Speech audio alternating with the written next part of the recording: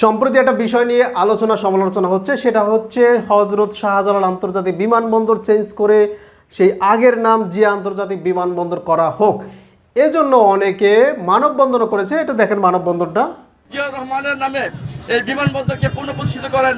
আমি মনে করি বাংলাদেশের 18 কোটি জনগণ খুশি হবে।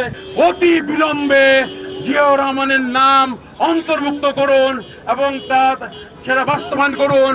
শহীদ প্রেসিডেন্ট জিয়াউর রহমানের নাম পুনঃস্থাপন করে জনগণের আশা আকাঙ্ক্ষার প্রতিফলন করবে। এখন আমার কথা, এই মানববন্ধন কেন করতে হবে? হজরত শাহজালাল আন্তর্জাতিক বিমানবন্দর চেঞ্জ করে সেই আগের নাম জিয়া আন্তর্জাতিক বিমানবন্দর কেন করতে হবে? জিয়া আন্তর্জাতিক বিমানবন্দর ছিল, এদেশের সাধারণ মানুষ মনে করেনি যেটা চেঞ্জ করার কোনো প্রয়োজন ছিল। আওয়ামী লীগ সরকার সেটা অন্যায় করেছে, সেটা এদেশের মানুষের পকেট কেটেছে। একটা রিপোর্ট শুনেছি যে 1200 কোটি টাকা খরচ করে এই নাম পরিবর্তন করেছিল।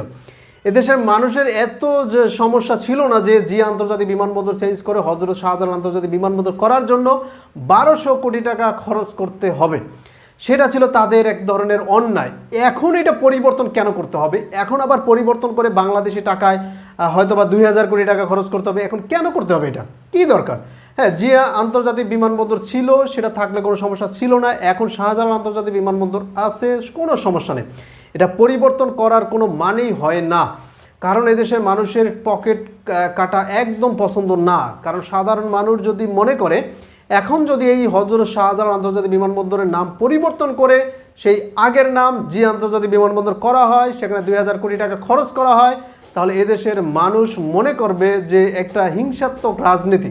জিয়াউর রহমান একজন মুক্তিযোদ্ধা ছিল, একজন সেক্টর কমান্ডার ছিল। আবার তার যে এই দেশের রাজনৈতিক দল বিএনপি হিসাবে বা এই দেশের মানুষের ভাগ্য নির্ধারণের ক্ষেত্রে, ভাগ্য পরিবর্তনের ক্ষেত্রে তার অনেক ভূমিকা রয়েছে, সেটা অস্বীকার করার না।